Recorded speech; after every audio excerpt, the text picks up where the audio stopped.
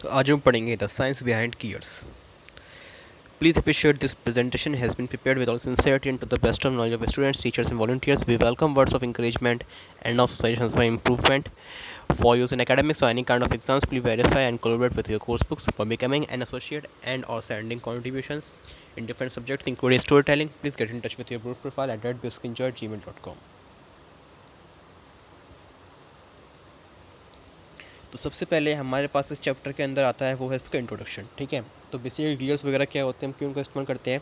तो जो precision machines होती हैं, यहाँ पे कुछ वो मशीन्स जहाँ पे हमें प्रिसाइजली वर्क करना होता है, यानी कि हमें एक स्पेसिफिक वेलोसिटी रेशो जो होता है वो हमें मेंटेन करना रहता है. ठीक है, तो काफ़ी इंपॉर्टेंस हमारे लिए रखता है. जैसे कि वॉच का मैकेनिज्म होता है, तो उसके अंदर एक स्पेसिफिक वेलोसिटी रेशो को मेंटेन करना पड़ता है. ठीक है, तो उसमें क्या होता है, ऐसे जो पॉजिटिव ड्राइव्स होती हैं, ठीक है, बाय मीन्स ऑफ गियर्स और टूथ व्हील्स, उनके द्वारा हम उनको चलाते हैं. जैसे वॉचेस में आपने देखा होगा कि इस तरह के गियर्स लगे होते हैं वॉचेस के अंदर.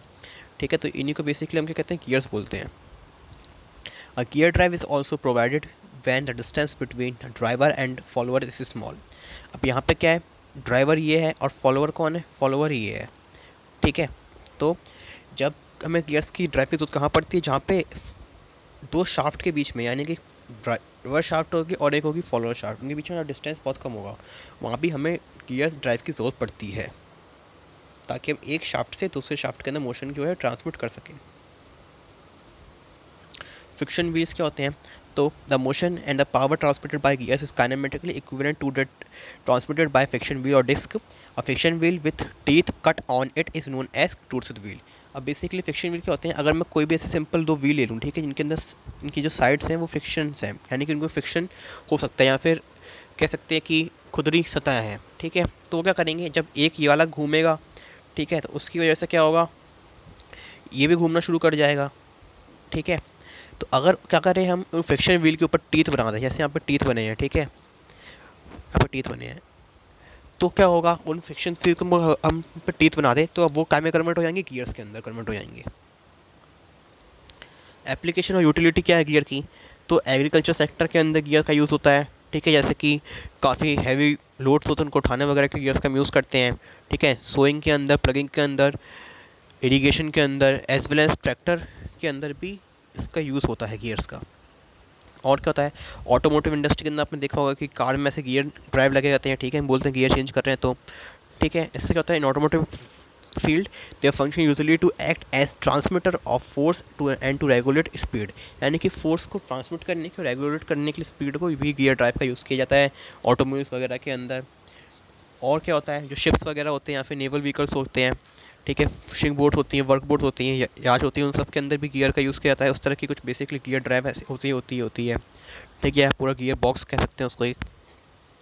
तो इन generation of wind power gears increase the speed of generator. और क्या होता है, गियर्स का यूज़ क्या करते हैं हम, विंड पावर के अंदर भी यूज़ करते हैं. क्या, किस लिए, जनरेटर की स्पीड बढ़ाने के लिए.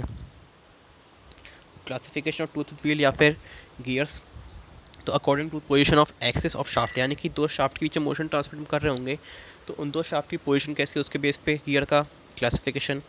तो axis of two shaft between the motion is to be transmitted may be parallel, या तो पैरेलल हो सकती है.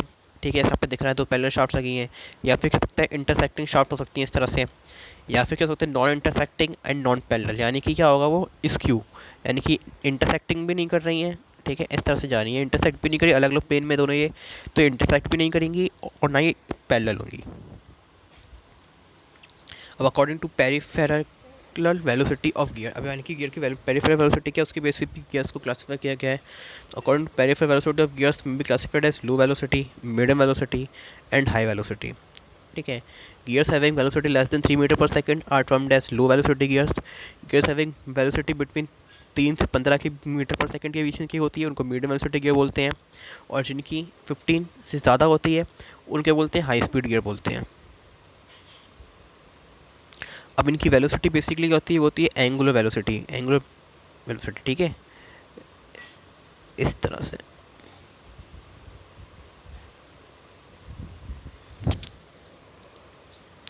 According to type of gearing, अब किस तरह की गियरिंग उसके बेस में डिफरेंशिएट कर सकता है. या तो एक्सटर्नल गियरिंग हो सकती है, जैसे कि हम यहाँ पे देख सकते हैं फिगर में कि गियर दोनों बाहर से जोड़े एक्सटर्नली. और क्या हो सकता है, कि इंटरनल गियरिंग हो, जिसके अंदर ये अंदर लगा हुआ है, एक गियर बाहर लगा हुआ है, ऐसा हो सकता है। वो हो सकती है रैक एंड पिनियन, जिसके अंदर पिनियन गियर ऐसे घूम रहा है, ठीक है, और रैक ये लगा हुआ, तो रैक आगे बढ़ता चला जाएगा इस तरह से। According to position of teeth on the gear surface, अब गियर सरफेस टीथ की पोजीशन क्या है उसके बेस भी कर सकते हैं। तो पहला क्या होगा उसके अंदर, स्ट्रेट कि दोनों जो टीथ हैं गियर्स के वो स्ट्रेट है, जैसे कि आप देख सकते हैं स्ट्रेट टीथ लगे हैं यहाँ पे एक इन फिगर के अंदर। और कह सकते हैं इंक्लाइंड हो सकते हैं, यहाँ पे मैं देखूंगा तो टीथ इंक्लाइंड है, यहाँ पे देखो इस तरह से गियर्स के टीथ बने हैं इंक्लाइंड है सरफेस पे, ठीक है। और क्या है, कर्व्ड हो सकते हैं, जैसे इसके ऊपर यहाँ पे कर्व्ड टीथ बने हैं, पूरे ऐसे स्पायरल जैसे कर्व्ड बने हैं, ठीक है। तो इस पर gearing gears have straight teeth where is helical gears have their teeth inclined to wheel rim, यानी कि ये कौन से होगा मेरे पास हेलिकल गियर, ये मेरे पास होगा spur gear. In case of spiral gear the teeth are curved over the rim surface, ठीक है, ये बता दिया मैंने अभी आपको। एडवांटेज क्या है गियर ड्राइव की, ये देख लेते हैं। तो क्या करते हैं, एग्जैक्ट वेलोसिटी को ट्रांसमिट करते हैं, यानी कि जो वेलोसिटी इस शाफ्ट की होगी वही वेलोसिटी इस शाफ्ट को ट्रांसमिट कर सकता है ये, ठीक है, वही करेगा। It may be use to transmit large power transfer करने यूज़ होता है, हाई एफिशिएंसी होती है, रिलेबल सर्विस होती है, कॉम्पैक्ट लेआउट होता है, ठीक है। अब डिसएडवांटेज के गियर ड्राइव के, तो मैन्युफैक्चरिंग गियर्स का काफ़ी स्पेशल टूल्स का यूज़ करना पड़ता है उन्हें बनाने के लिए, क्योंकि देखो कि काफ़ी तरह की कॉम्प्लेक्स सरफेस होती हैं, तो काफ़ी स्पेशल टूल का यूज़ करना पड़ता है। एरर आता है कटिंग टीथ के अंदर, जिसकी वजह से क्या हो सकता है, वाइब्रेशन नॉइस हो सकती है ऑपरेशन के दौरान। गियर्स को किस तरह से ऑटोमोबाइल में यूज़ किया जाता है, तो in general they are two design of differential gear. Gears के दो डिज़ाइन होते हैं, एक होता है hypoid and spiral gear, they are used in automobiles, इनको ऑटोमोबाइल्स में यूज़ किया सकता है। तो स्पायरल डिफरेंशियल गियर में क्या होता है कि spiral differential gear the pinion gear contacts the ring at the centre line, यानी कि इसमें क्या होगा, जो पिनियन गियर है, ये मेरे पास पिनियन है, तो ये क्या करेगा, इसकी जो सेंटर लाइन है वो इसके ऐसे डायरेक्ट इसके ऊपर इससे पास हो रही होगी, ठीक है, रिंग गियर की। और हाइपॉड गियर में क्या होगा, जो सेंटर लाइन ऑफ पिनियन होगी वो इधर होगी, लेकिन इसकी जो सेंटर लाइन है वो यहाँ से पास हो रही, तो इन दोनों के बीच में क्या होगा, थोड़ा डिफरेंस होगा। Do we need gears in auto do we need gears in aeroplane और शिप्स, क्या हमें शिप और गियर और एयरप्लेन्स में भी चाहिए पड़ते हैं गियर्स, तो ये इसका आंसर देख लेते हैं। तो एयरक्राफ्ट्स के अंदर फिक्स्ड गियर होते हैं, ठीक है, when they have gears at all. However, in a sense of a variable pitch propeller can be considered analogous to transmission in a car and it was manual in some aircraft. अब क्या होता है कि variable pitch propeller जो होते हैं, ठीक है, उनको भी एक गियर के ट्रांसमिशन की तरह मान सकते हैं, जैसे कार में गियर ट्रांसमिशन होता है, ठीक है। और कुछ के अंदर ये ऑटोमेटिक होता है, कुछ एयरक्राफ्ट के अंदर ये मैनुअल भी होता है। अब बोट्स के अंदर भी ट्रांसमिशन गियर्स होते हैं, जिनका रेशियो जो होता है वेलोसिटी रेशियो मोस्टली 2 रहता है, ठीक है। दो some very high performance racers have more than 2 offshore racers which use 4 speed gears. अब यानी कि जो हाई स्पीड रेसिंग बोट होती हैं उनका 2 से ज़्यादा भी वेलोसिटी रेशियो हो सकता है, और जो ऑफशोर रेसर होते हैं उनके अंदर कितने होते हैं, 4 स्पीड गियर होते हैं मोस्टली।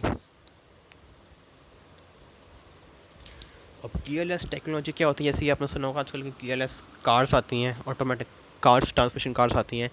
तो द ऑटोमेटिक गियर बॉक्स और या फिर ऑटोमेटिक मैनुअल ट्रांसमिशन क्या होता है, there is a electronically monitored sensor that upshift और downshift the gears based on engine's RPM, यानी कि क्या होता है, उसके अंदर एक इलेक्ट्रॉनिक सेंसर होता है जो कि गियर ड्राइव के अंदर क्या करता है, जो कि अपशिफ्ट या फिर डाउनशिफ्ट कर देता है गियर को। यहाँ पे और होगा, जैसे कि हमें खुद मैनुअली चेंज करने पड़ते, तो इसमें ऐसा नहीं होता है। मैनुअल तो ये रहा मेरे पास, इसमें मुझे गियर को चेंज करना पड़ेगा हाथ से, लेकिन जब ये इसमें ऐसा कर दूंगा मैं ऑटोमेटिक के अंदर, तो हाथ से नहीं करना पड़ेगा मुझे चेंज, ये ऑटोमेटिकली चेंज होने लगता है। ये कैसे चेंज होता है कि इलेक्ट्रॉनिक सेंसर की वजह से ये चेंज होता है।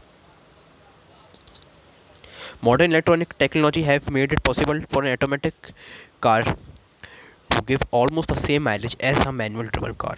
अब क्या होता है, आजकल जो मॉडर्न टेक्नोलॉजी की वजह से इतने एफिशिएंट हो चुकी हैं कार्स की, ऑटोमेटिक कार्स का जो माइलेज होता है वो लगभग मैनुअल कार के ड्रिवन कार के बराबर ही होता है। Thank you.